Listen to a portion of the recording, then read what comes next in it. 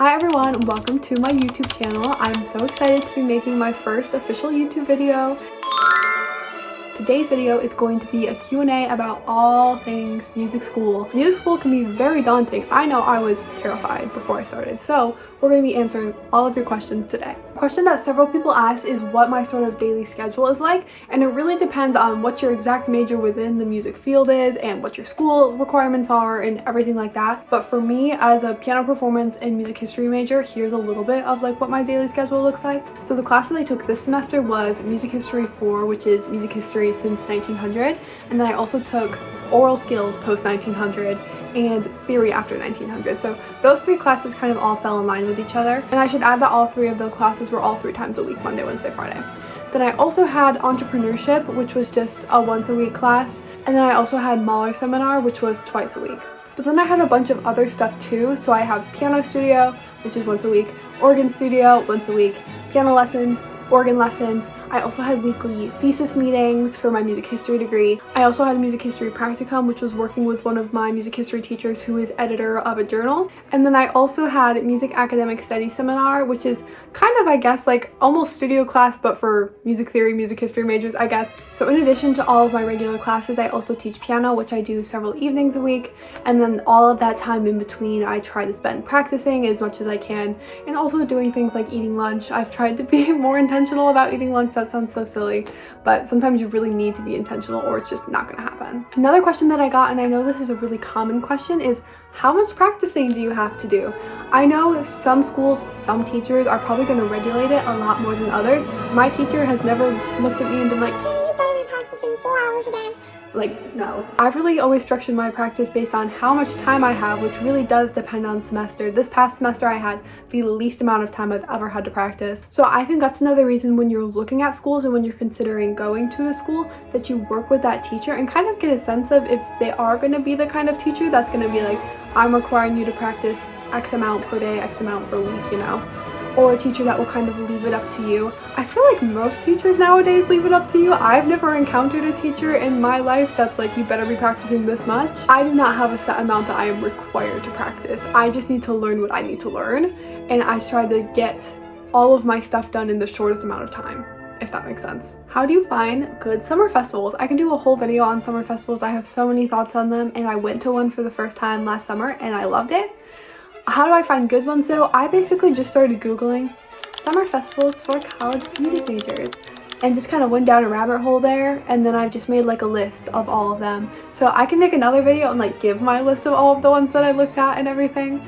But that's really how I started, was just Googling and Googling and Googling until I've had a list of ones that I thought would be fun for me to go to. Somebody else asked what it's like double majoring. Like I said, I'm piano performance and music history, and I'm really lucky that those degrees line up really well, so I'm still able to graduate in 4 years and everything. But a lot of other double majors, even within the music field, don't quite have all of the same classes the same way mine do. Especially, I know a lot of people double major with performance of some sort of instrument or voice and music ed, and music ed is its whole other thing. They have so many other classes that none of the other music majors have to take. So I think that's probably a more time-consuming double major, and one that would perhaps lead you to add another semester. I haven't personally found my double major to be awful because I really enjoy both of them. I think that's important, because if you're just doing one major because you kind of feel like you should, might give you some more job security, I wouldn't recommend doing that. I don't think you'll enjoy your life. But because I really love playing piano and playing organ, and I really love doing music history research, I've really been fine doing both. Any strategies to cope with the competitive atmosphere and comparing yourself to others? This is a topic I don't feel like is talked about enough in the music school settings. I think, again, it goes back to when you're deciding where you want to go to school. I feel like getting a read on the atmosphere is so important. Honestly, I think every school is going to have a little bit of that, but I think it varies vastly depending on where you decide to go to school.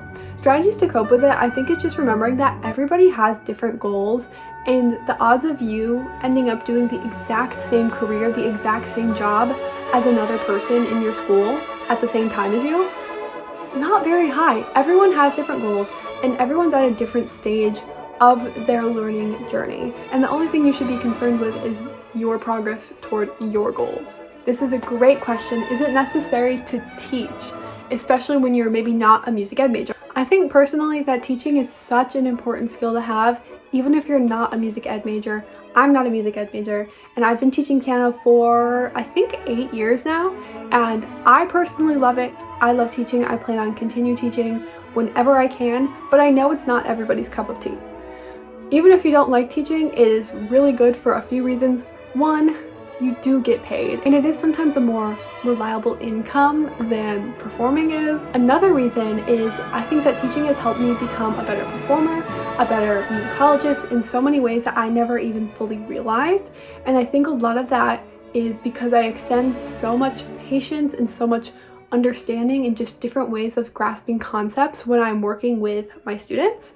And I would never get mad at my students for not getting something right away or thinking about something differently than me. I would never be upset with them for that, and so I think it's helped me extend that same grace to myself. When I'm not getting something right away, I want to be like, oh my gosh, I'm stupid. But no, I just need to try it again. I need to try it a different way, and then I'll get it. And so I think it's really helped me both as a pianist and in my research too. So no, it's not 100% necessary to teach. In a lot of cases, if you're a piano performance major, you will be required to take some sort of piano pedagogy class, but it's not always necessary. But having the skill is a very important skill to have, and it makes you more marketable as a performer as well. Another question had to do with grad school. As I've talked about before, I was applying to grad schools for musicology this semester, and it really has been much more time consuming than I thought it would be. I thought I was like going to be smooth sailing, especially when I decided not to apply for performance and musicology. I was like, oh, I'll have so much free time. No, it was incredibly time consuming. I think one of the hardest things about applying to grad school is narrowing down your list of schools. I narrowed it down to 10 eventually, but I started with probably at least 20 or 30. And just realistically, and for your bank account with those application fees, you should not apply to 20 or 30 schools. It's just not realistic. My biggest piece of advice, whether you're applying to musicology programs or performance or whatever other music grad school you are interested in, to really do a lot of research on the schools. Look at their curriculum, reach out to faculty, see if the faculty can put you in touch with current students. Those are some of the biggest things that have helped me and reasons I've decided to apply or not to apply to schools just based on talking to the people who are there. Another thing that's important with grad schools that you should look at is the funding packages they offer, especially for master's degrees, because so many people have told me, and I feel like so many people will tell anyone who's applying to grad schools, don't pay for grad school. You should get full tuition waiver and a stipend, hopefully, wherever you go. I kind of just thought that that was the standard with master's degrees. It's not quite the standard. With PhD programs, it is. With masters, it's not quite the standard. So check on that too, because I just kind of thought everywhere would be fully funded, and that's really not the case. Who wants to pay for grad school? Nobody. So check on the financing stuff too. Do you believe every school gives equal education for undergrad music? No. Short answer, no, I don't think so. I think, again, I've said it so many times and I'm not going to stop saying it. It really is important where you decide to go to school. There are so many factors that go into it, but see if your school values music, because some schools just honestly don't. And they might be good at other things, and that doesn't necessarily make them a horrible, horrible school. But make sure that your school values music and will continue valuing music during your time there. I love this question. What is the ratio of humble people to classical music snobs?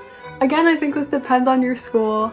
I think that every school is gonna have a few classical music snobs. No matter where you go, you can't outrun them. You can outsmart them though, and you can outwork the classical music snobs. But they're always gonna be there. So I think, again, pick a school that you feel like has a relatively good environment, and then you can just ignore the snobs, because hopefully the ratio is pretty low. This is a question I get all the time. How do you practice efficiently? And this is such an important skill that I feel like I've improved a lot on, I hope, throughout my time in undergrad. And I feel like some of the most important things are giving yourself certain time frames, and if you can make them consistent certain time frames, like the same time every day has always been helpful to me, and decide what you want to practice and when. So having the kind of long-term goals, like this semester I want to memorize or perform these pieces, and then the short-term goals of this week, today, I want to work on this, this, and this. And make it specific. Don't be like, I want to practice this piece. Be like, I want to work on this section of this piece and get it up to this level, or memorize this section of this piece. And that can be really helpful because it also gives you a sense of completion once you do it, which will give you that dopamine or whatever. Don't quote me, I'm not a scientist. But it gives you that kind of satisfaction of completing a goal and then you create new goals, and before you know it, you know your whole piece. So I think just having those goals so you're not just sitting aimlessly playing for hours is really helpful. How do you get through those long, boring practice sessions that you just don't want to do? And we all have those. Trust me, we all have those. And I think the biggest thing, again, make those goals. And sometimes I set a time frame too. Sometimes I'm like, okay, I will practice for 45 minutes, and if I still feel awful and do not want to be here, I'll let myself leave. And I will be satisfied with that 45 minutes. And sometimes after you get going, it gets easier. The hardest part is starting practicing most of the time. And if you get into a flow from there and want to play for longer than your 45 minutes or however long, go for it. But if you don't, then just call that good for today. How do you find performance opportunities? I think this is a great question, and I think it can be really challenging too as a performance major, especially when you're practicing a lot and you have all this homework to do. It's like, when do you even have time for performance opportunities? I think it really depends on where you go to school, just location-wise, and what instrument/voice is your specialty. I think the most important thing is just kind of being connected with other people in your school and seeing if you can use those connections to help you be more connected to your community, especially if you go to school somewhere where you're not from. I go to school out of state and I still don't even know what all the different neighborhoods of where I go to school are called. I think the most common, especially paid performance opportunities, would be church gigs if you're especially a keyboardist or a singer, and probably like weddings, and that could be really any instrument, but probably most commonly keyboards and strings. So to find those, I would even reach out to your school, because a lot of times outside community members might reach out to a school of music and be like, hey, do you have any students that can do this gig, or this gig? And then they could reach out to you. Penny! I am a junior trumpet performance major right now. Grad school, yes or no? That is always the question, isn't it? I think it really depends on what you want to do, and I think the biggest thing is don't go to grad school just to go to grad school. That's one of the reasons I decided to not go for performance right now, is because I kind of felt like I'd be doing it because I felt like I should, and not because I really, really wanted to.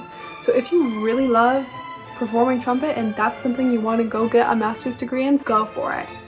But if you have other interests, for me it was musicology, if you love music theory, composition, anything, music industry, anything like that, you could also go to grad school for that, and those are all perfectly valid options.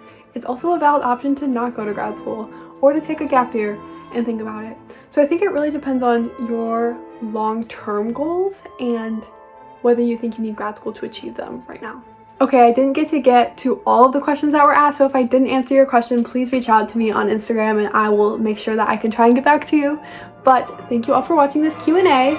Comment any questions that you might have or message me on Instagram, and I'm so excited to be making more long-form content on here. Bye!